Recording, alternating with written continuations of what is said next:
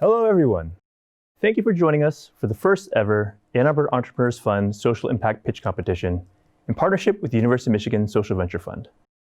The mission of the Ann Arbor Entrepreneurs Fund is to help entrepreneurs have stronger connections to one another to achieve their business goals and help them connect more closely with our community. Our members share a commitment to social responsibility and have pledged 1% of their future success back to the community to support impactful nonprofits. We launched the Social Impact Pitch Competition to provide an emerging local leader who places equal weight on purpose and profit in their startup venture, with the opportunity to earn funding and ongoing mentorship and resources to build their company. Startups who build their companies with the foundation of community focus have become increasingly important to the entrepreneurial ecosystem as we reflect on a year that has presented overwhelming challenges for individuals, families, students, businesses, and the whole of society. This is the first social impact and DEI-focused startup competition in our area, the first during A2 Tech 360, and the first for A2EF and our partners. For 3 weeks in August, we opened applications for this competition to all entrepreneurs based in Washtenaw County or the surrounding area, and received 33 applications from entrepreneurs across the region. For the next 90 minutes, here's what you can expect. The top 6 finalists, as chosen by a 5-person selection committee, will each be pitching their social impact business ideas to a 5-person panel of judges. Each team will have 10 minutes to pitch their business. Judges will then have 5 minutes to ask questions of the team. Following the 6th and final pitch, the winning social impact company will be announced. The winner will receive $20,000 in funding from A2EF, 12 months of co-working space for 3 people at A2 Startup Garage, 12 months of ongoing mentorship from the University of Michigan Social Venture Fund, and 12 months of corporate legal services from Bodman PLC. Throughout the competition, you'll be able to interact with us and other community members through a live chat window. We encourage you to ask questions and share your comments. Please stay online at the conclusion of the competition, as we'll open a virtual networking room for the audience to engage with the pitch finalists and judges. I'm now going to turn it over to our esteemed panel of judges and community leaders to introduce themselves. Hey everyone, my name is Neil Hadra. I'm the CEO of the Ann Arbor Area Community Foundation. Our mission is to serve all of Washtenaw County through permanent charitable funds and philanthropy. We're the proud host of the Ann Arbor Entrepreneurs Fund, and our interest in the ecosystem is to bring entrepreneurs closer together with one another and with the community we all live in.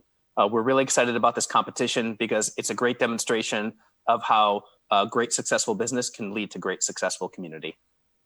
Hey everybody, it's Ben Bernstein, principal at ID Ventures. ID Ventures is an early stage seed and pre-seed venture capital fund based in Detroit, but doing deals throughout the state of Michigan. Our goal is to provide capital to entrepreneurs that are solving interesting problems, and that often includes doing things that are for the betterment of society and for the state of Michigan. So we're really excited to be here, excited to learn how some of these entrepreneurs are putting together their business plans to do good and do well. It's a personal passion of mine, speaks to some of my previous investing experience. So really happy to be here, happy to see all of the entrepreneurs pitching today. Hey everyone, my name is Troy Mertens. I'm a second-year MBA student at the Ross School of Business here at the University of Michigan, and I'm also the Director of Investments for the Social Venture Fund at the university. We were the first ever student-managed impact fund when we were founded back in 2009, and we invest in early-stage impact-oriented companies across the U.S. We currently have 9 companies in our portfolio, including 2 here in southeastern Michigan. And while we're not the biggest check writer in the world, we do add a lot of value to our portfolio companies through pro bono consulting projects and through providing resources within the university. We're always looking for new opportunities, especially in our own backyard, and that's why we're so excited to collaborate with the Ann Arbor Entrepreneurs Fund in putting on this competition. And we're just as excited to be able to provide ongoing mentorship to the winning team. And so I'm really excited to be here, and thank you. I'm Jeff Reinvelt. I'm with Renaissance Venture Capital Fund. We are an organization that invests in venture capital firms to help the state of Michigan, but also help our limited partners, which are large corporations in Michigan. I've always been excited about social entrepreneurship. I think, impact investing is going to be the investing as a norm, basically, as we go forward. So I think this is the future, and I'm always excited to see what great companies we can do in the for-profit and the not-for-profit area. Hi, everybody. I'm Deanna Callahan. I am the Managing Director of Endeavor Detroit. Endeavor is a global organization in 59 different cities across the world, 37 different markets. And we work with high growth scale-up companies to help them grow and scale across the world. We support them by giving them access to mentorship, access to markets, access to capital, and access to talent. I'm thrilled to be here. I was actually an alum of the Social Venture Fund. I was also the director of investments. Lived in Ann Arbor for a long period of time, based out of Detroit right now, and thrilled to see companies that are doing great social work and environmental work in our neighborhoods. Thank you, judges. I'd now like to introduce you to our first pitch finalist, Wearology. The company develops innovative, restorative products that empower people with disabilities. It has created products that allow independent living despite daily activities that challenge dexterity. Speaking about the company will be Gina Adams, founder and CEO. Hello, I'm Gina Adams, the founder of Wearology. I invite you to think about that favorite button-up shirt, that comfortable one that just makes you feel confident. Now, imagine as we get older, simple activities like pulling up a sock or pinching the clasp to a piece of jewelry becomes impossible. Sadly, dexterity limitations are such a common symptom to numerous disabilities, whether you're born with something like cerebral palsy or have something degenerative like arthritis, or maybe just simply aging. But the fact is, 1 out of 6 people cannot dress independently. So chances are you know somebody, or maybe you yourself have had surgery and have experienced what it's like to lose your independence. For me, it was witnessing the devastating impact of Parkinson's on my dad, and how that loss of physical ability has such a profound impact on people emotionally. And this is a major problem, and I wanted to help. What if we could do something as simple as helping people get dressed like this? I have 20 years experience in the apparel industry, and everything had such a medicinal look to it that we wanted to come up with solutions. So I went back and to get my MBA and looked at, this is a massive problem that affects 50 million Americans. That's the size of California and Michigan. And of course, there's a ripple effect on caregivers like my mom, who spent anywhere from 34 to 14 hours a week tending for my dad.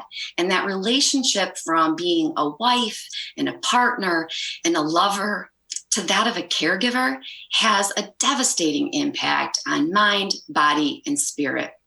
And as you know, our clothes are a way to express our identity. And so I wanted to introduce my friend, Pauline Victoria, who was born without arms or a leg. And she explains it best. As somebody with a disability, there's already this barrier or this feeling like you don't fit in. And so on the outside, you try to do everything else to try to fit in. You try to wear nice clothes so you can present yourself as someone who has intelligence and is credible and people can relate to. And having fashion that reflects how I feel on the inside is so important to me, without losing the functionality of the fashion. So Wearology develops stylish hardware to empower people with physical challenges with dignity. And literally, we got you covered from head to toe. We've been developing dexterity-friendly products, and we took COVID to partner with some strategic complementary brands such as Ann Arbor-based Axio Bionics that develops wearable therapy that alleviates chronic pain and stimulates muscle growth, and companies like Elba Bra, who has a global patent on her magnetic front closing bra, because whether you're disabled or not, female or male, bra clasps are a problem to many people. So it seemed logical to launch with our first innovation, buttons to buttons magnetic adapters. Sold in sets of 10, these convert your favorite shirt into a magnetic closure. They're machine washable as well as transferable for seasonal style. And we have an opportunity to restore independence, time for caregivers as well. And really, there's no competition. There's a button hook that's not functional. There's buttons that are not washable, and there's apparel with magnets sewn into the lapel, but it's expensive, between $65 to $100, and it has limited assortment. This is a first to market competitive advantage. And thankfully, the 2019 global adaptive clothing, shoe, and accessory market was $288 billion. The US is about $48 billion, and we're targeting the 1.6 million annual new cases because people, whether it's a stroke or a spinal cord injury, when they're faced with their disability for the first time, they're actively seeking our solution. Now, 2019, we learned a lot. We acquire our customers through a B2C model on our website and Amazon, and through two distinct B2B models, both medical supply retailers as well as adaptive fashion. So with the new additional products coming out this fall, we'll reach about 40,000 this year, but 2021 is going to be a game changer for us because we currently have leads with the AARP Innovation Lab, QVC, Home Shopping Network, in partnerships with the VA. This is a growing segment with popular brands paving the way to consumer awareness. They've just entered this adaptive fashion space in the past few years, and we see them as great distribution partners. So now people are actively seeking our solution. We've acquired our first customers, filed our patent, and have acquired our federal government ID.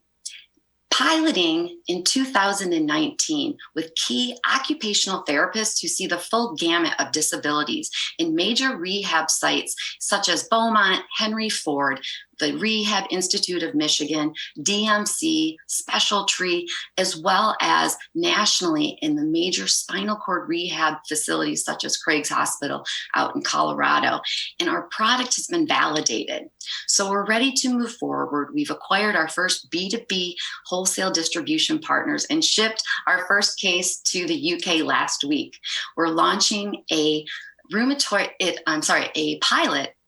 clinical study at the St. John's of Ascension Health Rheumatoid Arthritis Fellowship this year to measure independence and improvements in time so that we can use that data to further establish our foothold in this medical industry and ward off incumbents. We have an incredible team. As I mentioned, I have 20 years experience in the apparel industry, complemented by our staff that has talent both personally and professionally. Over 50% of our team does live with a disability, and then complemented by our expert advisors and consultants and engineers and helping with supply chain management. We're positioned for success. And now we need your help. With 20% of Detroit's population living with a disability and thousands more retiring, these retirees appreciate, of course, their independence, their appearance, and just want to simply age in place. And we have the product to help them, but we need your help.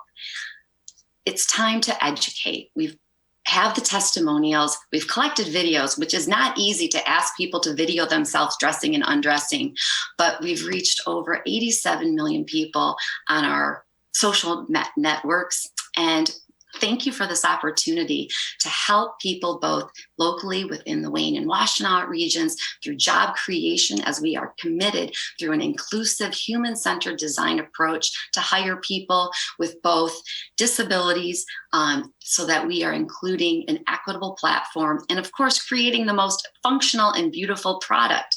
Thank you for this opportunity. Hey, Gina, that was great. Thank you. And I wanted to compliment your focus on caregiving as well. That's an invisible impact for sure on millions of people who are caring for their loved ones. Had a quick question for you. The patent that you referenced, To what extent does that protect your product lines, and how focused is it, or how broad is it? Our magnetic button adapter patent was filed in 2019, and it covers both the attachment to the shirt, which is through, basically it attaches, it's two parts. It's a three-part, I should say. One part attaches through the buttonhole.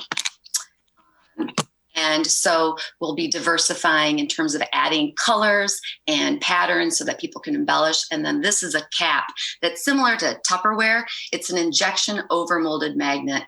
And so that's what's covered under the patent. Thank you.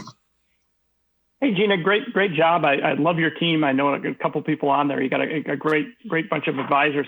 Can you talk to me a little bit about, you sort of, did a little bit about the land and expand. Can you talk a little bit more about your next, products and where you sort of see this company going? Because, I'm sure buttons aren't your only innovations you're looking at. Great question. Yeah, you don't know. I mean, I showed you on the slide, but we really focused on product development during COVID-19 and forming those strategic partnerships. And so, for instance, this is a trendable tool that we just got out. So in terms of the accessory side of it, and incontinence is a major problem. And I know it's not sexy, but we partnered with Poco Labs to also develop this tool so that people can change out catheters independently. And we got great margins on all three of these products. And so we know that the senior living facilities are key, but it's their caregivers that are responsible for personal use items. And that's why Amazon, and we want to be where people shop. That data that we collect from the Rheumatoid Arthritis Fellowship, we'll be able to get into like hospital retail spaces. Hey, Gina, can you provide a little bit more color on some of those conversations with, I think you mentioned AARP, QVC, Home Shopping Network, and the VA? Yeah, I'm knocking on wood because Caitlin knows this. I have a pitch this afternoon with QVC. And so that's really exciting for us because we went to market a year ago this September, manufactured our first 1,000 sets. And so now we are aggressively searching for larger purchase orders so that we can take that next step and manufacture reach economies of scale by expanding our volume. So QVC, I don't want to, again, I'm knocking on wood there, but with the AARP Innovation Lab, I was able to pitch in April and they've offered me a spot in their innovation lab. So that's a great way that we can expand our reach and actually get true feedback from the end users. They have 2 million membership. Hey, Gina, thanks again for the presentation. You mentioned the margins on some of those products that you're developing. Can you give us a little bit of the cost structure of the button product as well as any leads you have on manufacturing this at scale? Yeah. So interestingly, as I mentioned, if you gave me a yard of fabric, I could make you a wedding dress, but I've had to learn an entire new development and engineering with injection molding. And so we've sourced both local Michigan based, which is where our first sets were made, as well as overseas. I'm a little skittish with China, and I'm fortunate enough to find a supplier here in Michigan that's actually able to match some of our prices. So we're looking at, of course, Amazon, they love to take a big chunk. And so they're, our margins are like 47% with Amazon and our wholesale distribution. But of course, B2C off of our own site, we're looking at 72%. So that's awesome. And if we can partner, Special Tree, which they're based in Romulus, has a nonprofit arm where they employ people with disabilities for assembly and fulfillment. And so we're going to utilize that space for all of our buttons for counting, because people, especially with like ADHD, they like repetitive jobs like that. So we're really excited about keeping it local if possible. And does that answer your question? Yes, thank you. So great job, Gina. Thanks very much. And we look forward to seeing what happens with the wearology. I really appreciate this. Thank you very much. Have a great weekend, everybody. Our second pitch finalist is Poisera. Poisera uses machine learning through a mobile app to allow moms to engage with a chatbot to navigate the highs and lows of motherhood, ensuring they receive the right support at the right time. Mariana Kirpala, founder and CEO, will share more about her business.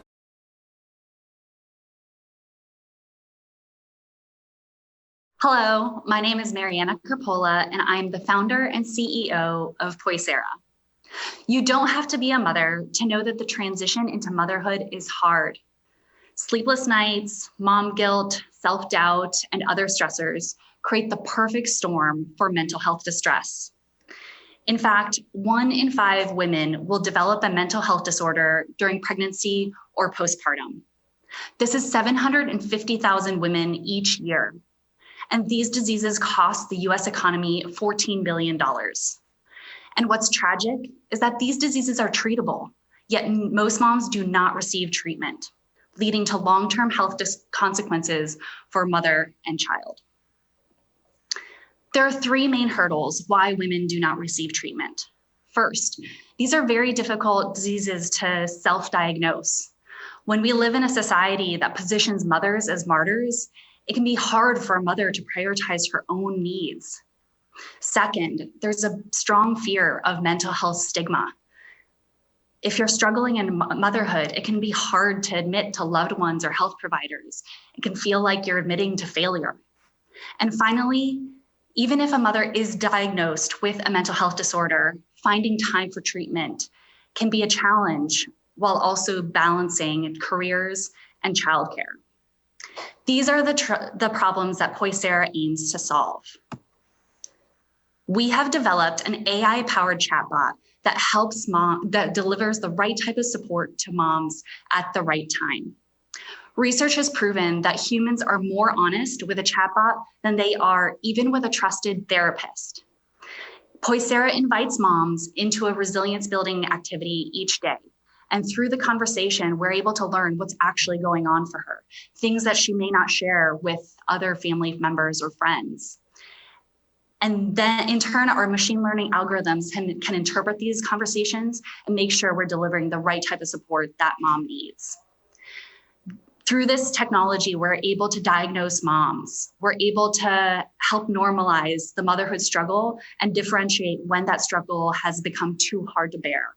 And finally, we can deliver access directly in our app, overcoming the logistical hurdles that many families face.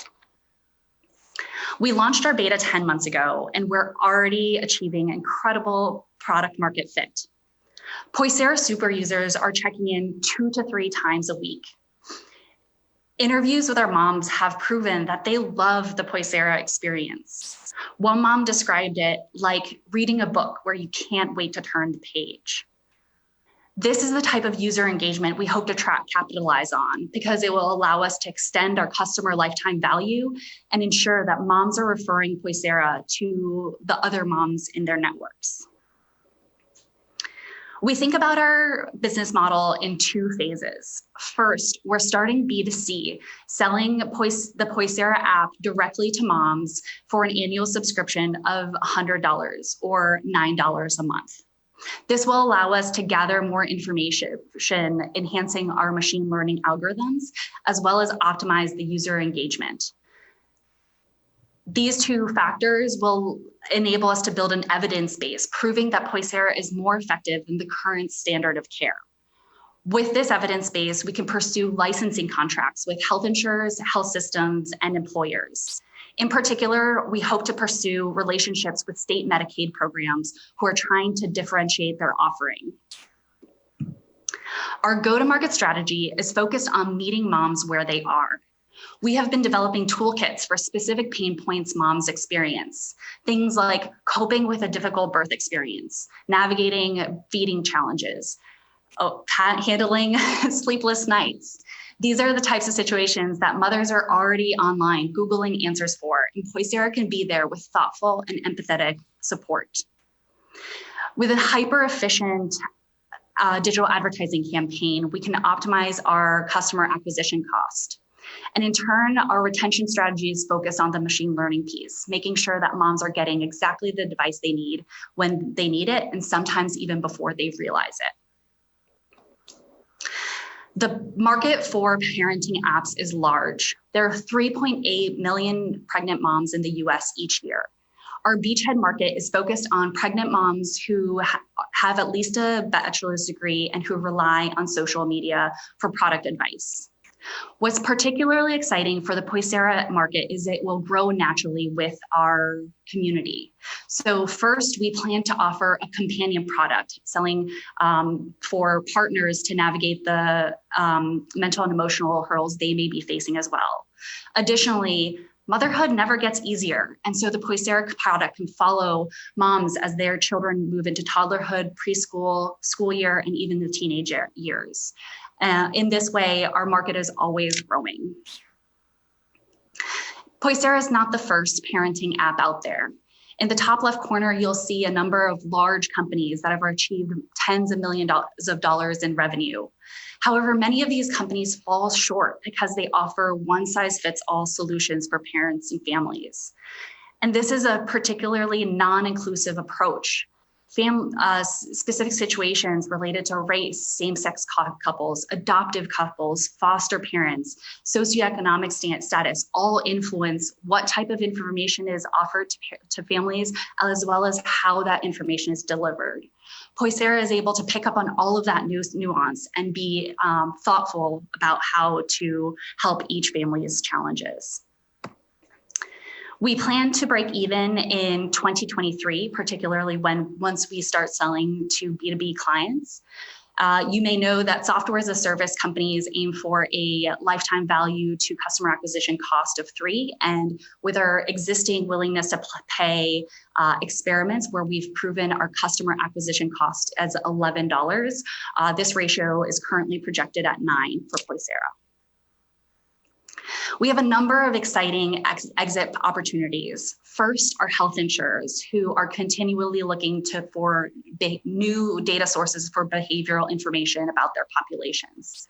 Second are pharmaceutical companies who want to expand into digital health offerings to co-market with their pharmaceutical products. And finally is the burgeoning virtual healthcare industry. And Poisera could be a new channel for them to engage more deeply in the maternal and/or mental health space. And while Poisera has promising financial growth opportunities, we are particularly excited about the social impact that we can create locally, nationally, and internationally. Untreated maternal mental health disorders lead to devastating consequences such as suicide, infanticide, but also things like preterm birth, developmental delays, and most commonly financial losses for the family. Maternal mental health disorders impact women of color disproportionately, which is why this is such an important offering to provide at scale.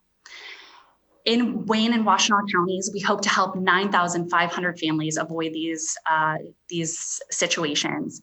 And specifically, we expect that we could save local health employers, health payers, and health providers, along with the public sector, $305 million a year. We have an incredible team. I have 15 years of marketing experience in marketing, 5 of which have been in the health tech industry. So I'm very familiar with the B2B market space. Our CTO, David Groom, has 20 years of experience as a full stack developer, and he has been a CTO for a mobile app startup in the past. And finally, Caitlin is our content strategy lead, and she's an expert in mental health education. We know that motherhood will never become easier. However, with Poisera, we hope that no mother feels alone in pregnancy, postpartum, and beyond. Thank you. Thanks so much, Mariana. That was really great. I know this problem well. I have two small kids, and my wife bears the brunt of a lot of it. Can you talk a little bit about the content engine that you're developing so that it is personalized, and differentiated from the Bump and Baby Center and all those other apps? Yes, absolutely. So on the kind of mom side of things, we promote Poisera as helping them cultivate resilience. And so when a mom starts using Poisera through these chatbot experiences, we're learning things like, is this a working mom? Is she staying at home? What's their income status? all of these types of conversations that may feel like a boring form to fill out, we can have in a very friendly type of conversation and collect them into our database and use those for the machine learning algorithms down the road. And so right now we're pretty limited, but over time we're hoping to expand into things like foster children, adoptive couples, that type of thing.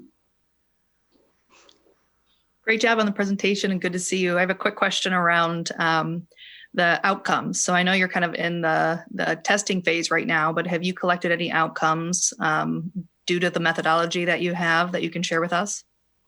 Not yet. However, we have all of the information that we're providing moms is coming from existing journals and research articles. So, and we're also using evidence-based practices from cognitive behavioral therapy, acceptance and commitments theory, kind of existing therapy approaches that all have that evidence base. So, by proxy, we can assume that we're generating those outcomes.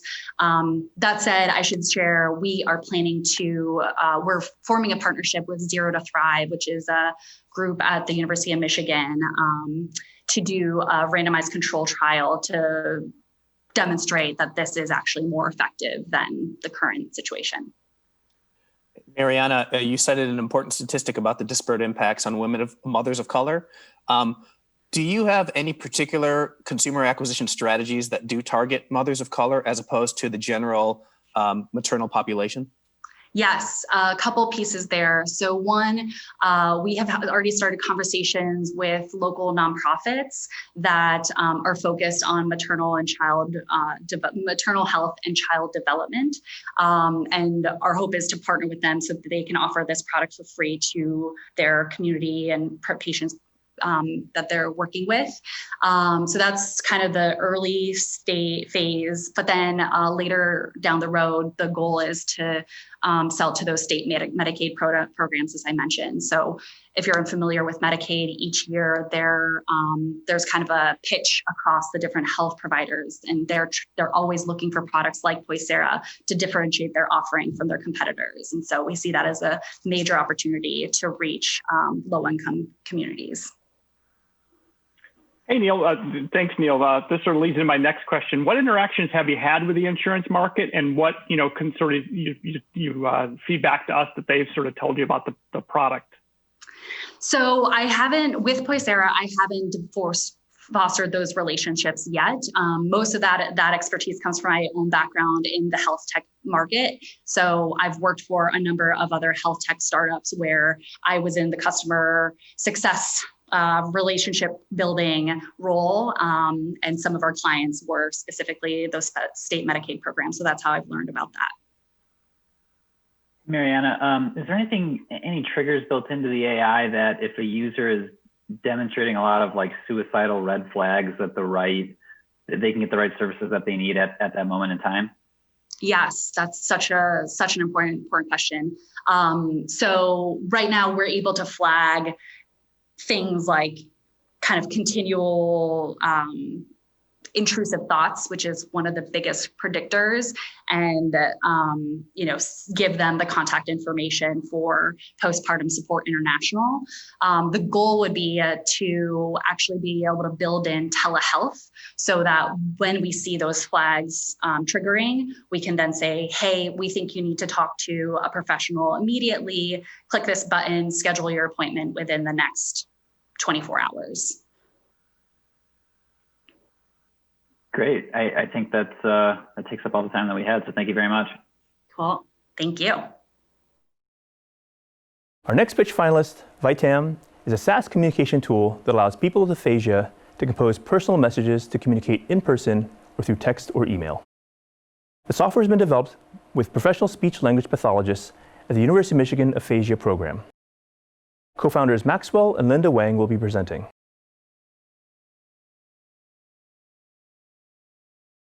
Hi, I'm Maxwell Wang. And I'm Linda Wang, his sister. We are the co-founders of Vitam. Vitam is an online personalized communication tool for people with aphasia who have lost the ability to express language. So first of all, what is aphasia? Well, imagine you are on a Zoom call with your loved ones and they're all talking about what they've been doing the past week at home, and all you want to say is what you have been doing as well. Except your mute button is permanently on and the chat feature is disabled. This is what aphasia feels like. People with aphasia can understand what other people are saying and can think of what they want to say, but they cannot talk, write, type, or spell because they have trouble stringing letters into words and words into phrases. Aphasia has affected us personally. Our grandmother suffered from aphasia. When we would FaceTime her every week to tell her what's going on in our life, we could see the frustration in her eyes as she tried to tell us what she did the past week. And so, inspired by our grandmother's struggles, I became a long-term volunteer at the University of Michigan Aphasia program. Our grandmother dreamed of reconnecting with the people that matter most to her, including us. And our grandmother is not alone. There are at least 2 million cases of aphasia in the United States, and every year, there are at least 180,000 new cases. In Washington County and the surrounding area, we estimate that there are over 30,000 cases of aphasia. Motivated by our grandmother's dream of reconnecting with us, we help people with aphasia reach their dreams of reconnecting with their loved ones. We are obsessed with people with aphasia. We want to ensure that our solution meets the dreams of all people with aphasia. So we have partnered with the University of Michigan Aphasia Program. And over the last 2 years, we met, listened, and learned from stakeholders, specifically in Ann Arbor and the Washington County area. And we confirmed this common need of people with aphasia to reconnect with their loved ones. Our solution to this need is VITAM. VITAM is a personalized communication tool for people with aphasia to reconnect with their loved ones online, especially during the current pandemic. Developed with professional speech-language pathologists at the University of Michigan Aphasia Program, VITAM empowers people with aphasia to compose personalized messages and send them via text or email. VITAM makes text messaging and email more inclusive for people with aphasia who are unable to talk, write, type, or spell. So let's go through an example of how VITAM works. First, users create a VITAM account on our website. The email and password to log in will be pre-filled by the web browser after initial setup. With this account, they have a communication tool that is pre-filled and personalized by their caregiver or speech-language pathologists. In this example, a grandma with aphasia, like our own, is trying to tell her grandchildren what she loves. So she first selects the phrase, I love, and then what she loves, in this case, sushi. She then continues to select words and phrases to complete her message of, I love sushi, I love Linda, I love Maxwell. VITAM also pronounces the words and phrases when selected, because some people with aphasia may easily understand spoken language, but have more difficulty in reading written language. This grandma can then send her message via text or email. And this is what an email from VITAM looks like. Emails and text messages sent from VITAM look like any other email or text message, giving this grandma with aphasia and other people with aphasia a sense of their life before. Without VITAM, they would not be able to send this email as they have trouble, as they cannot speak, type, write, or spell, because they have trouble piecing together letters into words and words into phrases. This is a testimonial from a real VITAM user. YH, a caregiver for his sister with aphasia, told us that his sister has been able to tell him everything from her bank pin to pay for her care to I love you using VITAM. VITAM not only helps people with aphasia reconnect with their loved ones, but it also helps them communicate daily life needs so that they get the care they need. Early in the pandemic, we updated VITAM for speech-language pathologists and caregivers to easily use it during teletherapy sessions so people with aphasia can continue to receive care. We are the only technology out there that does it all. Our current technology are therapy apps that help people with aphasia practice speech therapy exercises. But these exercises do not directly translate to skills that people with aphasia can use to communicate physical or emotional needs. Another type of tool available is augmentative and alternative communication, or AAC, that provide people with aphasia with a machine that will communicate only basic physical needs for them. People with aphasia and caregivers associate AAC with losing hope that they'll recover to their life before. VITAM is the first and only technology that helps people with aphasia to improve language, to communicate and address their physical and emotional needs, and to help them reach their dreams of reconnecting with their loved ones. Ultimately, we aim to help all 50 million people with aphasia worldwide in reaching their dreams of reconnecting with their loved ones. First, we will target the 2 million people with aphasia in the United States. This target market is growing each year with 180,000 new cases. To start, we'll focus on the over 500,000 people who have developed aphasia in the last 3 years, as they're the most active in exploring solutions and finding out what will work for them. So our beachhead market are the people with aphasia who see speech language pathologists at intensive comprehensive aphasia programs, or ICAPs. This is about 10% of our initial target market. ICAPs are centers for research with innovative speech language pathologists, and we are currently working with them to recommend VITAM to our users, people with aphasia, and our customers, their caregivers. ICAPs and their speech language pathologists are excited to partner with us because we're the only communication tool that helps people with aphasia text, email, and reach their dream of reconnecting with their loved ones.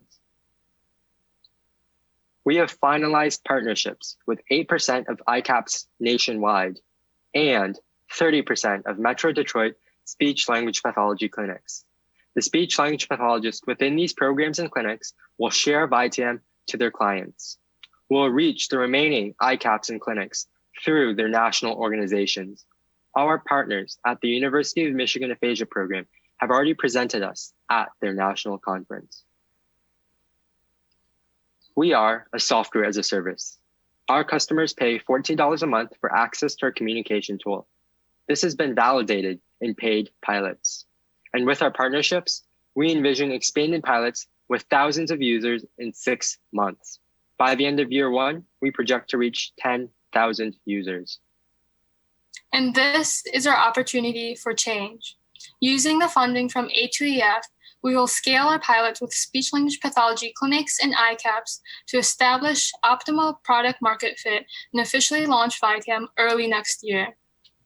Conducting speech language pathologist education campaigns will further scale and build our user base to 10,000 users by the end of next year. Ultimately, we aim to empower all people with aphasia to reach their dreams of reconnecting with their loved ones. Our supporters include the entrepreneurship community at the University of Michigan, including university-wide incubators and competitions like Optimize, Dare to Dream, and Innovation in Action, as well as national and international organizations such as the Diamond Challenge and Global Student Entrepreneur Awards. We have won over $25,000 in non-dilutive grant seed money. I'm Maxwell Wang, a current pre-health student here at the University of Michigan and a long-term volunteer at the University of Michigan Aphasia Program. My co-founder is my sister, Linda Wang, a current computer science student also here at Michigan. She has deep experience in the technology industry, from startup to global 500 company. Our advisors are speech language pathologists Kelly and Carol from the University of Michigan Aphasia Program, brand marketer Hein from Huck Finch, who works with Y Combinator alumni startups to Series A startups, and the Zell Lurie Institute for Entrepreneur Studies at the Ross School of Business. So now, we ask that you partner with us as we put VITAM into the hands of people with aphasia everywhere, so we can help people with aphasia, like our grandma, reach their dreams of reconnecting with their loved ones. Thank you.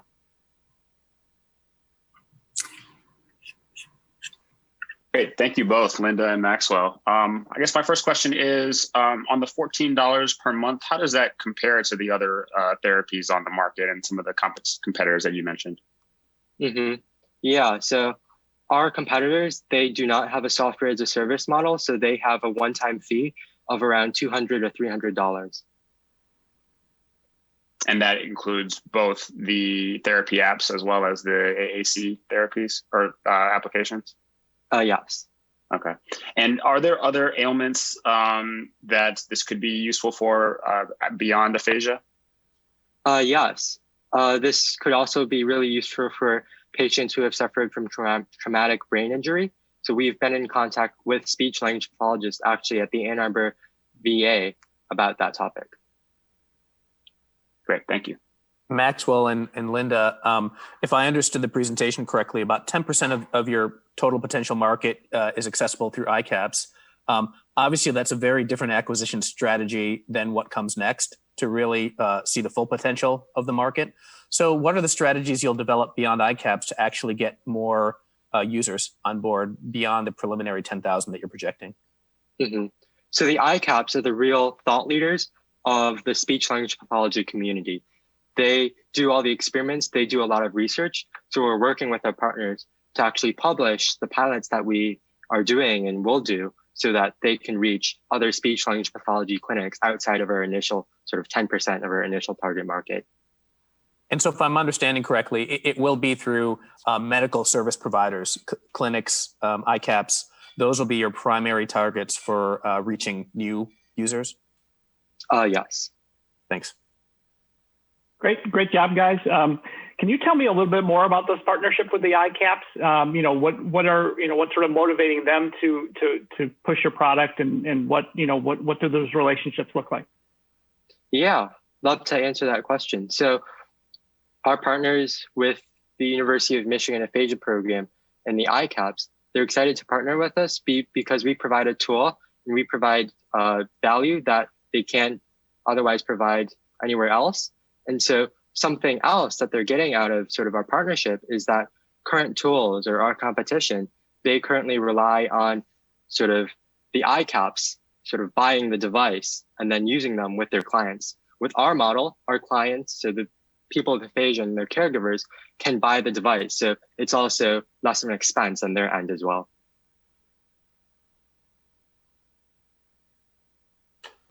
I just had a quick question about the technology itself. So you said that it's kind of dependent on the caregiver actually inputting the language in there. So is there freeform? Is there a way for them to communicate, or is it all, I guess, in addition to what's in the pre-programmed piece, or is it all dependent on what's programmed by their caregiver?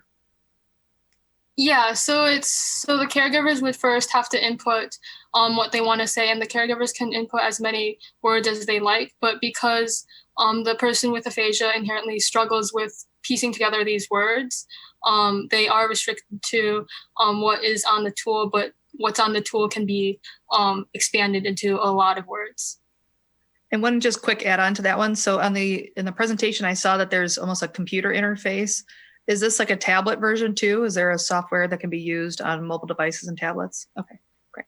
Yeah, so this is on a website. So this is most often used on an iPad or a tablet, but it can be used on a computer if the person with aphasia and their caregiver wishes to do so. Hey, Maxwell and Linda, could you talk just a little bit about how you formulated your 10,000 user projection in 1 year? What's been the work so far that indicates that that's a reachable goal? Yes.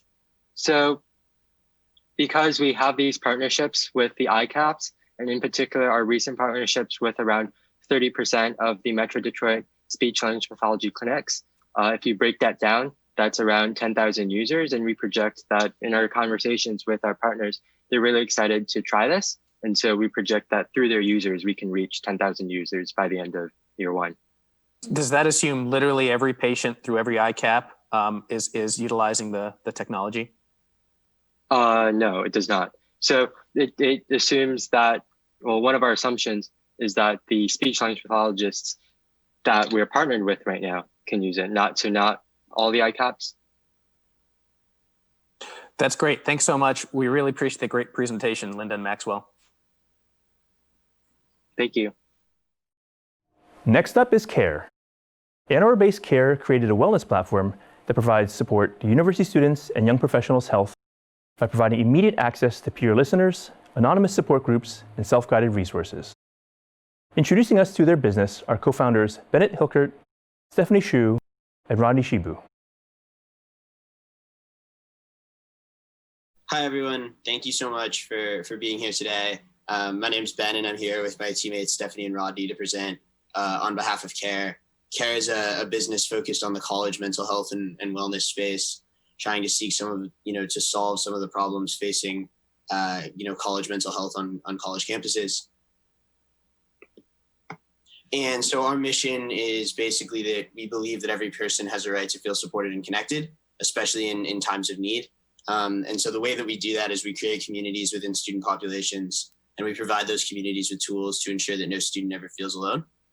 And so when we think through some of the problems that are happening on college campuses, these are some sort of high level statistics. Around 80% of students feel anxiety daily. Around 35% of students have decided that they need, mental health treatment since 2014. The increase is around 35%. And that increase is really overrunning college counseling centers. So whereas maybe 10 years ago, if you wanted to get an appointment at Michigan's CAPS, which is the Counseling and Psychological Services Center on campus, you might have been told to wait a few days. Whereas like last fall, it was very common for wait times to be 8 to 10 weeks. And then additionally, around 31% of students have some sort of intense, what a professional would describe as an intense mental health issue. And yet 40% of those students that have an intense issue are not currently seeking help from the current resources that are provided. And so that disconnect there is a real problem. And that's sort of what we're seeking to solve here. And then, so when we think about why colleges would be willing to pay for this, right? College counseling centers are currently unable to meet demand. But additionally, from a financial and reputational perspective, colleges have a huge incentive to sort of take care of their students' mental health. So almost 7 out of 10 college dropouts correlate with a mental health issue. And that means that more than 10 billion in revenue is lost by colleges on aggregate, across the country. And so with all of that and sort of the reputational aspects of, colleges are ranked based on their retention rates and their graduation rates. And so sort of through all of those things, colleges have, are very incentivized. And then also more anecdotal evidence, like Cornell, for example, had a suicide cluster a few years ago. And after that, their rankings dropped significantly and the number of applicants that they had dropped significantly. And so not only is it the right thing to do, but from a college's perspective, it's good business to make sure you're taking care of your students' mental health. So Kare is really just a one-stop shop wellness platform that allows colleges to provide a very unique service to their students through 2 main features. 1, the ability to join anonymous support groups, and 2, to chat anonymously with trained peer listeners. It's important to note that these 2 features are college specific. And not surprisingly, during our one-on-one interviews with university students, 100% of them said academics was their main stressor. And so we really wanted to create a community evolved around challenges they face day to day. These 3 product sketches show our community features. I remember reflecting back to my freshman year as a first-gen engineer from a low-income family. These were some of the communities I wish I had. In addition, on the trending feature, I can kind of see what other students are engaging in and try to provide some support there. It's important to note that you need a verified university email to even make an account. And so it eliminates a lot of the challenges that come with trolling through our report functionality. We were lucky enough to actually run a beta test with Michigan students, and the video to the right actually shows a live demo of our current application. We actually did a specific case study with incoming freshmen, and as you can see, this is some of our engagement during our incoming freshmen. COVID is obviously a big stressor right now, and having that support within university students is obviously super helpful. We actually have, during that 1-month period, 99 active users with our short release. And then we also have students lined up in our waitlist that we're ready to use for our launch. These are some of the products sketches that we have not built out yet. More importantly, the peer listening functionality. As a user, I can kind of chat and message people that are totally like me and totally dislike me to kind of get some support that way. On the platform, there's access to also resources, and some of our notification features really encourage that engagement without the platform. I think perhaps the most important feature and functionality of all is the fact that all this data can be aggregated and actually given to colleges to inform very important decision-making, whether that's budgets or really just how to better support their students. And so I see that as a very powerful tool that really can help alleviate some of the challenges that and disconnect that colleges feel with their students. And so when we think about, the business model and how we make money, right, it's really twofold. One is we charge schools a flat fee per person. And so schools pay largely based on how large the institution is. And there are some pricing things that we're also considering with COVID, given that some schools may not have as many resources as others. And given that we're able to run this program at a little bit of a lower cost than maybe some other more capital intensive businesses, we are also considering like how we, make this accessible and make sure we're having the greatest impact possible. But we think this has an opportunity to be really high margin business. And that's true for a few reasons. Peer listeners are volunteers on campuses, and there's been a lot of interest on different campuses that we've gone to in being a volunteer. And so there's very little marginal cost, for a school to put this in place. And so from that perspective, we think that, this makes a lot of sense from a cost perspective. And so when we think about our market, there's around 7.5 million college students in the US. The average college loses around $1 million or $1.25 million per year in revenue due to mental health issues. The average college also already spends, hundreds of thousands of dollars on counseling and services. And so when we think about our initial target market of colleges, we think it's around 200 million with an expected year 3 market share of around 2.75 million. And so when we think about our go-to-market strategy this quarter, so, 4Q 2020, we want to launch at some schools in Washtenaw County. And then in 1Q 2021, we want to have a pilot program that'll run basically for like what would be the winter or spring semester at different schools. And then by fall of next year, the plan is to launch nationwide. So through the development of Kare, we think the value add is mainly threefold. So Stephanie talked a bit about the data analysis aspect that we provide universities to help them drive their actions through database insights. On top of that, we also provide a personalized experience with the university so that they can customize the application and modify it based on their specific needs. And we also work with the university to provide them training resources and make sure those training resources meet the university standards through any different tweaks that we could provide for the resource. So in terms of competitive advantage, we feel that Kare is the only platform out there that combines all these 5 different factors. So we have the convenience of a mobile application, and we're free to use as opposed to Talkspace, Gender or BetterHelp. And we're the only ones that are institutionalized and provide students with a real live interaction, where they can talk with their peers and talk to those who can best understand what they're going through. On top of that, we're also the only platform that allows access to these support groups and self-guided resources at the same time on the same application. We're a free resource that students can use for any time-sensitive issues. And a big part of developing Kare and a big concern was cyberbullying and trolling.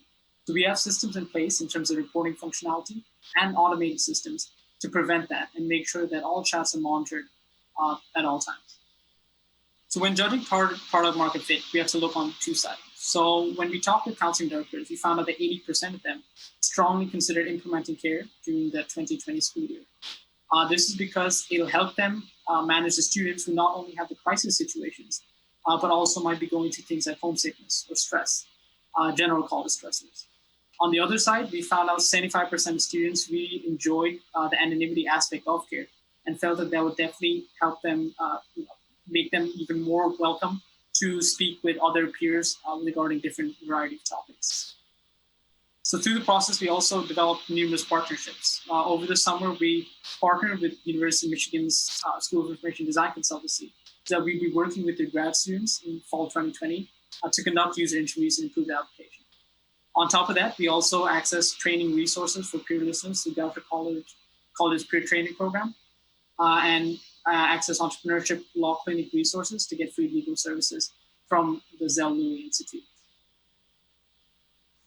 So finally, how we'll be using the funds. As we scale, as we grow, we anticipate increased costs in terms of development So far, we'll be operating very lean, but we anticipate increased costs as we go forward. And that'll be the same with the server maintenance and capacity costs and legal costs when it comes to drafting SaaS agreements and other legal documentation while we partner with these universities. So hopefully these funds will help us scale and grow to different colleges. Thanks, guys. That's a great presentation, and it's a really important issue. I'm glad to see that everyone continues to try to destigmatize mental health issues and get it out in the open, and I think this would be a step forward along those lines. I was curious about your peer listener piece of your ecosystem. First of all, what the ratio would be of peer listeners to total users, and on a related question, how much time will it take to recruit and monitor peer listeners? Could that be a bottleneck to scalability? Yeah, those are both really interesting questions. So to start in terms of the ratio, somewhere between 10 and 15 to 1, we think, based on the utilization figures that we're seeing. In terms of how they're monitored, so the counseling center trains them in conjunction with us. So the school helps train the peer listeners, and that allows the peer listeners to be really in tune with the different resources offered at each school and where to direct different students. And then in terms of the scalability of how hard it is to sort of monitor them, we're going to build and are in the process of the early stages of building basically an AI bot that's going to be able to identify certain words and try to understand how those conversations went. So then it'll only flag maybe the 5 or 10% of conversations that need to be reviewed rather than making an individual professional go through all of them. Thanks.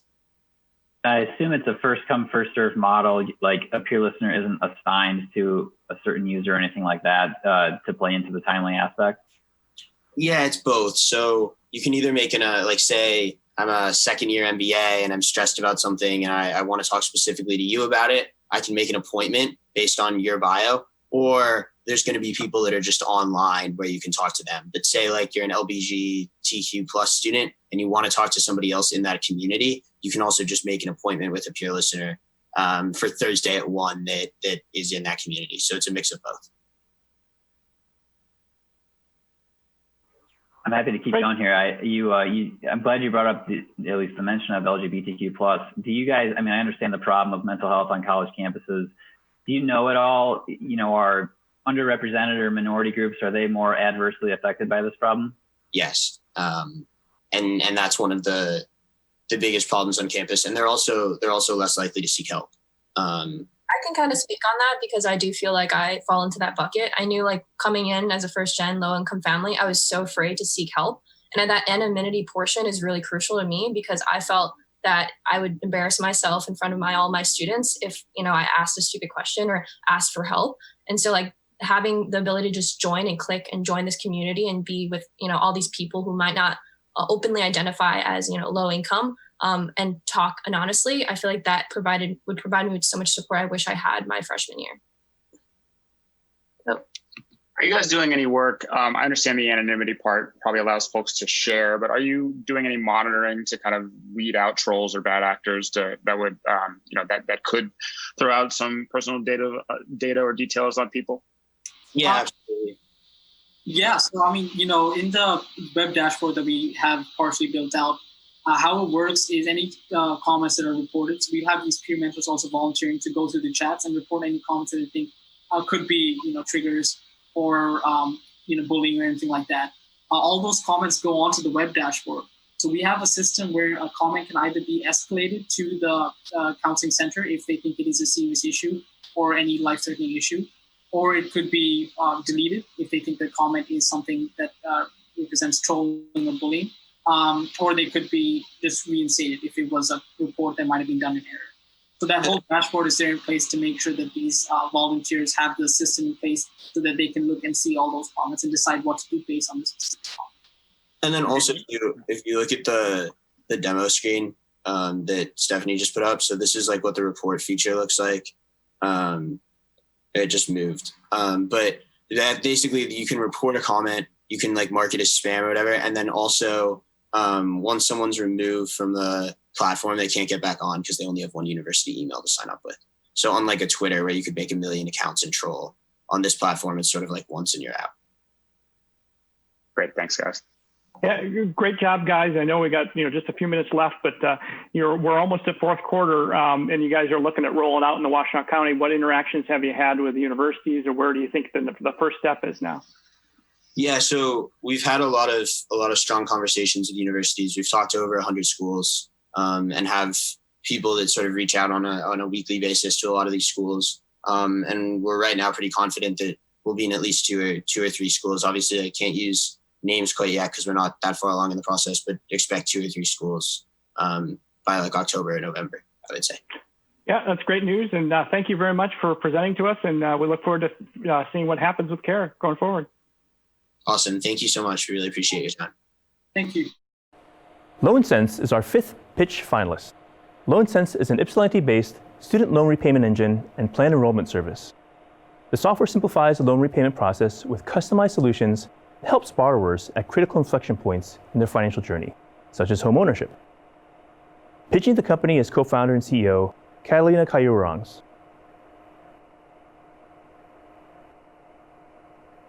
I'm Catalina, the co-founder and CEO of LoanSense. When you think of the American dream, what comes to mind? For me, it's thinking about a home, being in my dream home with the 2 kids, the picket fence, and the minivan. Home ownership defines the American dream. The problem statement we solve here at LoanSense is the economic impact of student debt is inhibiting home ownership rates and access to wealth building for the median and below median wage earner, especially in Washtenaw, which it's at $71,000, which is pretty high, right? So here's Angela. I want to use Angela's story. She came to us. She works at the University of Michigan. She's a social worker. She earns a little under $60,000. She represents the largest segment of workers, almost 40% in Washtenaw County. She came to us through a webinar because she's been paying her student loan debt for 7 years, and she says it did not go down. She can't figure out what she should be doing. She's getting married and she wants to buy a house. She came to LoanSense, and through working with our software as well as our loan experts, we lowered her debt to income ratio to help her be able to close on a house as well as understand her tax filing status when she gets married. Angela here has a projected forgiveness of $84,000, which is the average savings for our borrowers. 100% of the Angelas in Washtenaw County qualify to lower their debt to income ratio and actually access wealth building, convert student loan debt to home equity. Did you know that? So in Washtenaw County, about 70,000 people work in educational services and health and social services. They are the backbone of our social safety net, and they earn approximately $45,000 on average. At LoanSense, our goal is to unlock home ownership for these 70,000 people. And we know a projected 15,000 can be unlocked right now if we reduce their student loan debt through federal programs. That is what we do.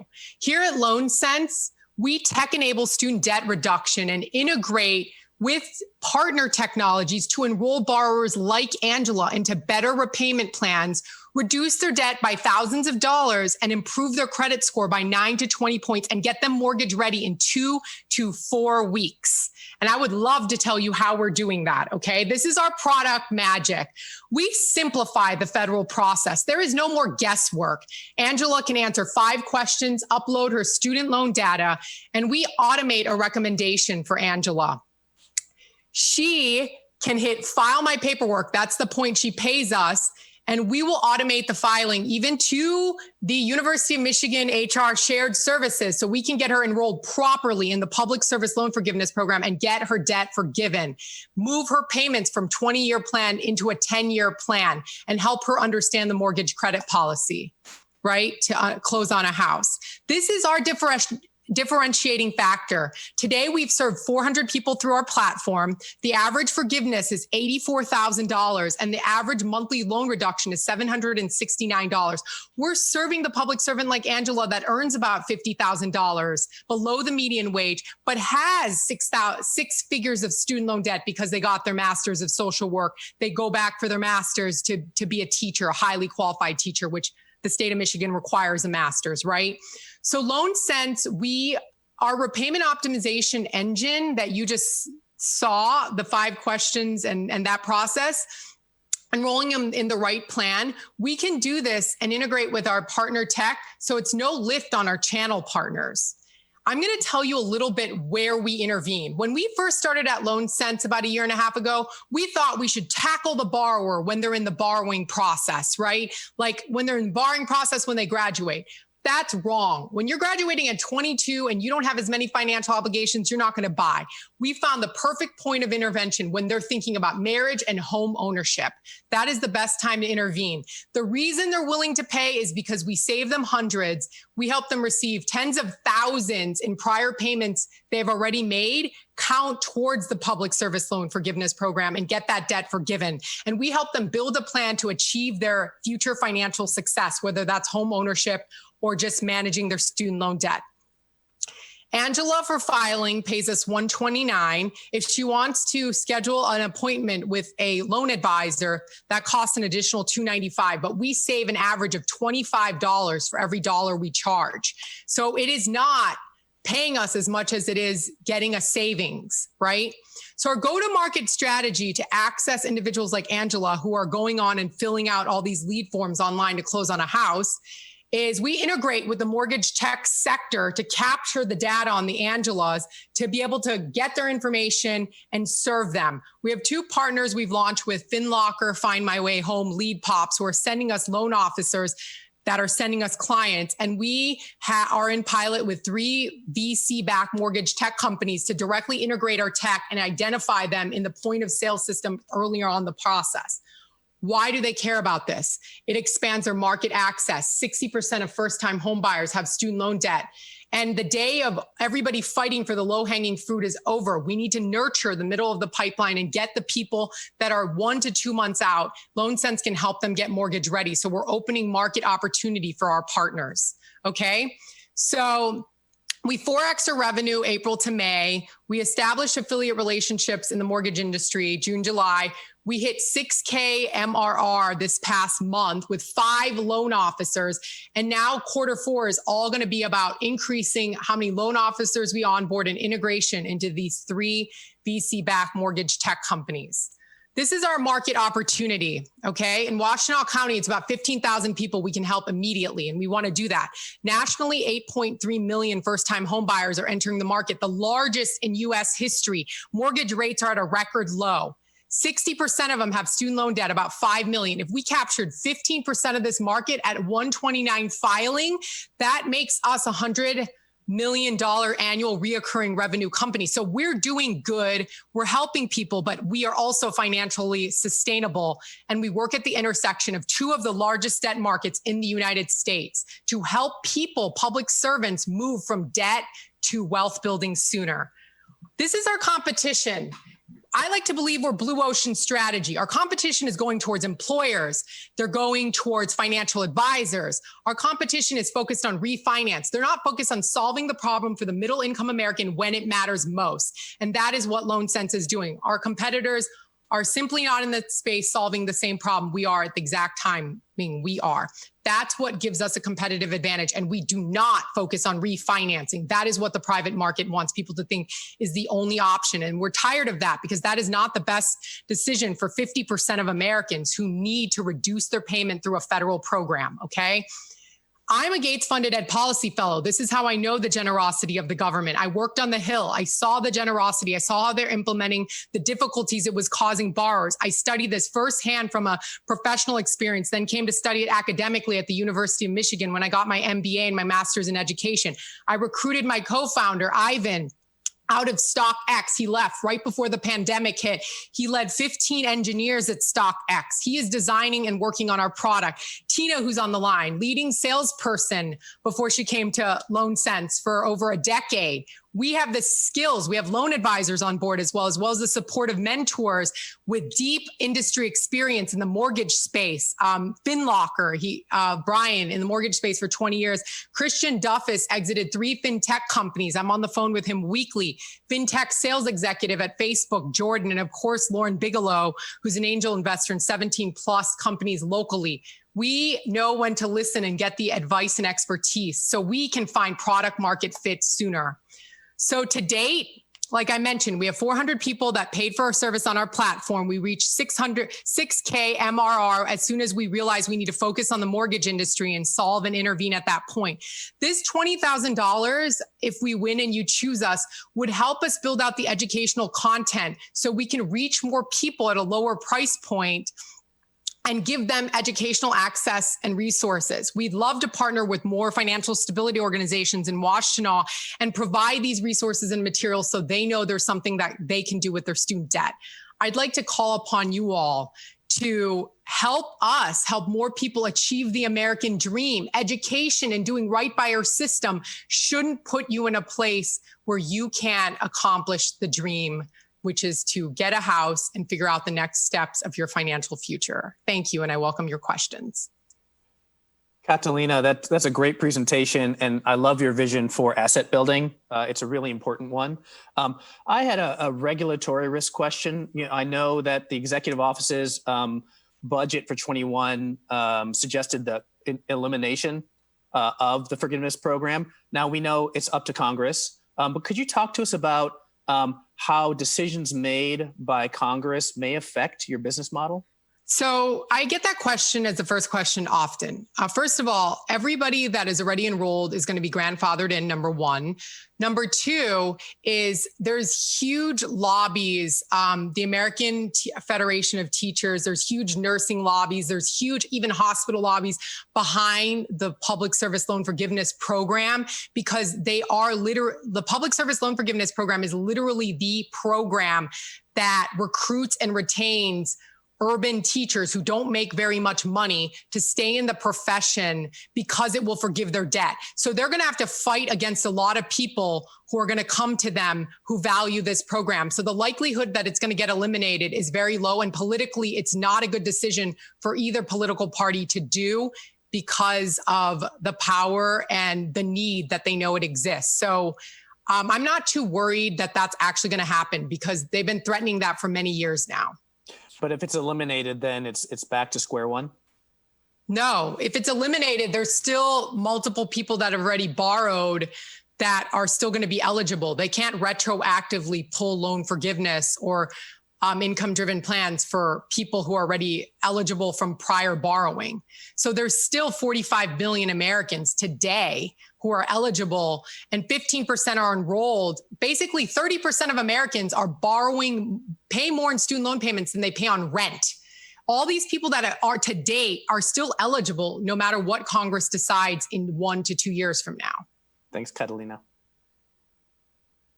Quick question for you. How many paying customers do you have right now? We have 400 paying customers as of right now. We launched right when the pandemic hit. Okay. But our tech is completely built. Our filing process, our API, everything is completely built. And we hit to a high revenue, like the 6,000, literally this past month when we recognized we need to intervene with first-time home buyers. And can you explain to me what is the incentive for people to stay year after year on the platform? Yes, they have to file every year for 10 years. And 90% of people are getting rejected from the program because 71% are making clerical errors. So you can fill out from start on our program all the way to finish, takes 7 minutes to hitting file. And we take your answers and the best information and populate it into the federal form. So there's no guessing. We're trying to eliminate as many errors as possible to the federal filing. So yeah, that was what's going to bring them back. We're going to alert them every year to refile, like a tax return, right? To refile. And this is what the benefits are going to be. The savings is going to be. Great job, Catalina, and great team. Can tell me a little bit about, I know I like that you focus on Washtenaw County, but what's the barriers to sort of integrating and expanding to the rest of the country or the other areas? We're not limited to Washtenaw County. This pitch competition is the impact on Washtenaw County. And a lot of the users we got came from Washtenaw County, and we have a vision for Washtenaw County, but we're integrating with the largest VC-backed mortgage tech companies, including the software provider for Wells Fargo. We are integrating with mortgage tech companies to get to the to get to the 5 million projected first-time home buyers with student loan debt. Like, that is our plan, and we can get to them with successfully completing the pilot with the 3 VC-backed mortgage tech companies. There's nothing that's stopping us. Perfect. Thanks for your help. Hey, Catalina, maybe this might be the last question. I'm curious how you view, you mentioned Wells Fargo. I know there's, Quicken Loans, Dan Gilbert, his influence on the area. How do you view those companies and those people? Are they friend or are they foe? They're friend. They want, because look, the reason we need to start small, right? We need to go to the mortgage broker that originates a couple thousand, then we move up in the chain, right? They want this to happen because they can close more loans. Right now, they're rejecting these public servants because their debt to income ratio is too high. So we're friends because we can help them close more mortgages. Literally lost loans can now be closed. That's why the biggest mortgage tech companies are taking our calls, because they know we can bring more business to them without extra lift to them. Awesome. And I know, Yeah, no, thanks a lot, Catalina. Appreciate it. Thank you. For our final pitch this afternoon, please welcome Liquid Gold Concept. The company provides simulation-based training that focuses on maternal childcare and clinical education using commercialized breastfeeding simulators and a newborn simulator in development. In response to COVID-19, the startup launched an online learning platform for healthcare trainees and practitioners to learn remotely at their own pace and on their own schedule. Anna Sadovnikova, founder and CEO, will share more about the business.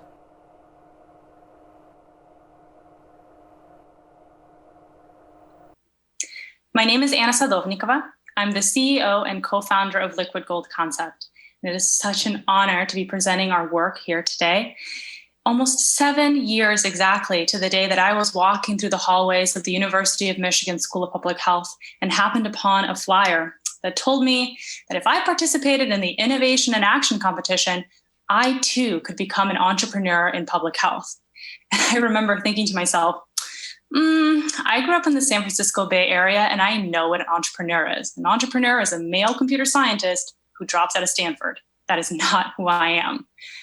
But that Innovation and Action competition and experience dramatically changed my life and the life of my co-founders, because we learned that starting a business that is mission-driven has an enormous potential positive impact on the local and global community.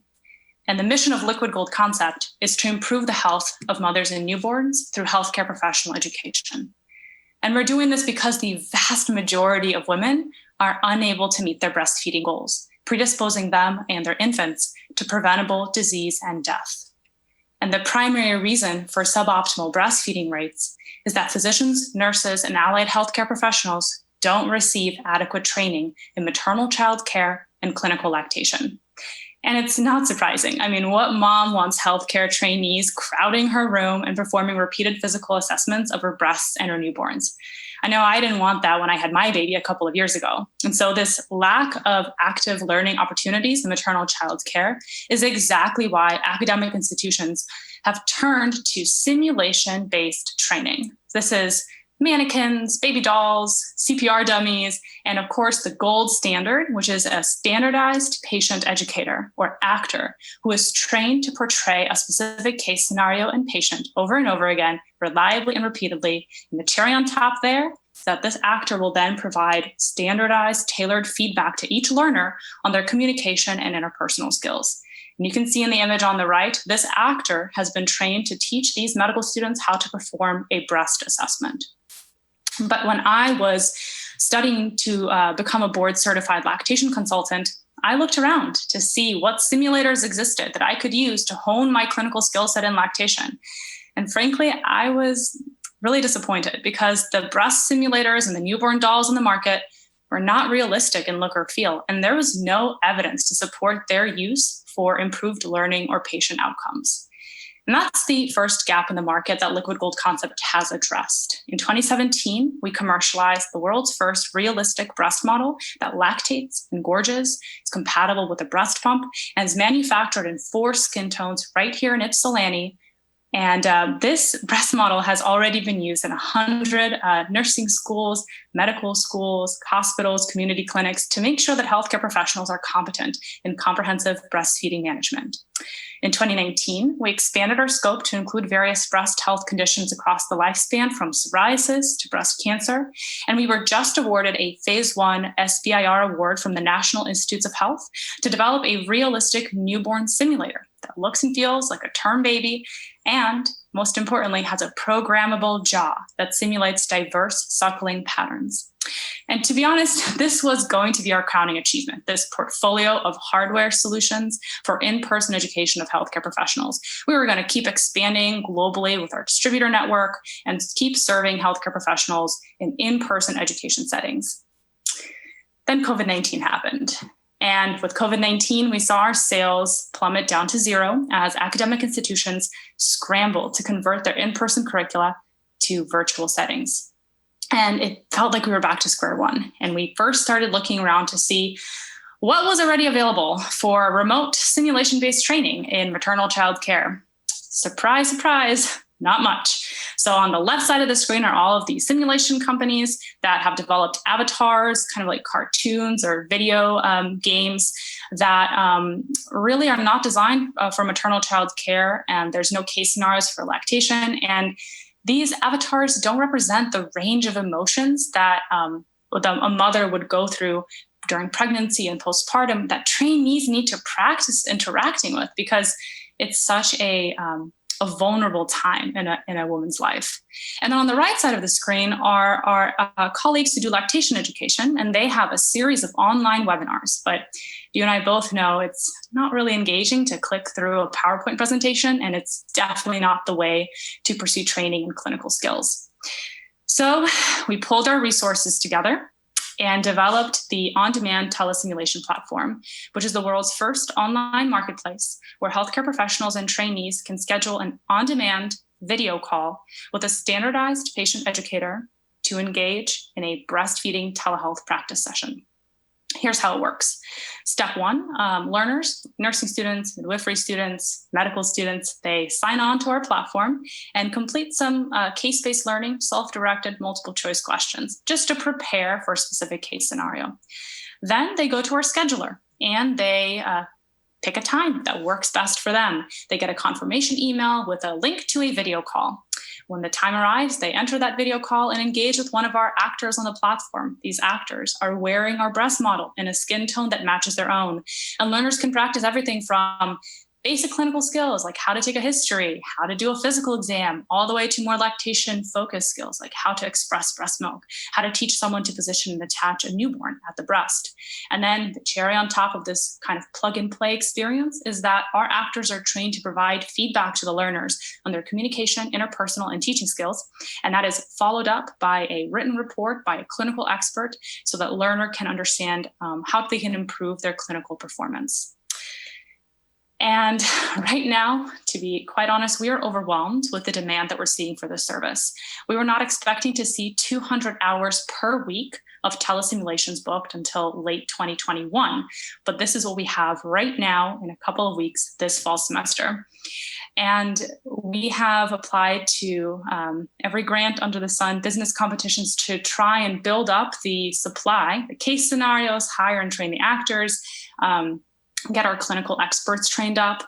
And we've been really fortunate with the support from the Michigan and Washtenaw County entrepreneurial community, the Spark Business Accelerator, and we've been able to receive about $90,000 in grant funding. We've also established and re-engaged with some of our research collaborators at the University of Michigan, Michigan State, Johns Hopkins, and UC Davis to study the effect of these telesimulations on learning outcomes and the translation of skills to patient care. So we have a very busy fall planned. And if we're fortunate to win the social pitch competition, we will use that funding to build out the MVP for our custom simulation platform, specifically the scheduling capabilities. Again, we weren't planning or expecting this kind of demand so soon, and to be able to scale and even meet the demands for this fall, we just brought on a team of engineers to help us build out the custom scheduling system. So the funding is much needed right now to make sure that our users have the best experience possible, seamless end to end. The next 18 months are going to be busy on the hardware side as well. With the award that we received from the government, we have to build out the newborn simulator, incorporate it into our telesimulation experience. And we've already started taking pre-orders and chatting with our distributors about kind of the go-to-market strategy for this product. And we, in the last week, signed on or brought on a partner, Maternova. It's an international maternal child device distributor. So we will really be scaling our global sales of our hardware. And then long term, especially with your support, we will become the leading global provider of blended simulation-based training in maternal child care. We plan on expanding into allied fields like pediatrics, women's health, sexual health, and we also, in the next 5 years, will focus on reaching healthcare professionals in English-speaking countries and healthcare professionals who are trained in English in non-English-speaking countries like India and Philippines. There's a lot of potential in this market that is bigger than $2 billion for simulation-based training in maternal child care, with, of course, the ultimate goal of ensuring that every single mom and baby receives timely and skilled support from their healthcare professional team to ensure that lactation is initiated and maintained successfully. And the Liquid Gold Concept team is ideally suited to execute on our mission. We've been working together for over half a decade, and we are firmly based, headquartered in Ypsilanti in the Washtenaw County. We've had so much support from the entrepreneurial community and the mentors that we've had across Eastern Michigan University, Spark, University of Michigan, and we wouldn't trade this location for any other location in the world. We look forward to continuing to grow and recruiting talent in Washtenaw County and contributing to the success of breastfeeding here in the United States and globally. Thank you so much for your time, and I look forward to your questions. Thank you so much, Anna. Great presentation. Quick question, just so I understand how it works. Is this a on-demand training module, or are they live interactive trainings with the actor or trainer? These are live interactive trainings that can be booked at any time. So how's it been going in terms of measuring success, and in the ability to form a latch and to, induce lactation? And how are you handling those cases where it can't be solved, kind of over the interaction? Mm-hmm. Yeah, I have a lot of clients that I see in a telehealth setting in my capacity as a lactation consultant. And I found that being able to successfully do it in a telehealth setting, talking a mom through what to do with her hands and her breast and her baby, if you can crack that code, you can do anything in person.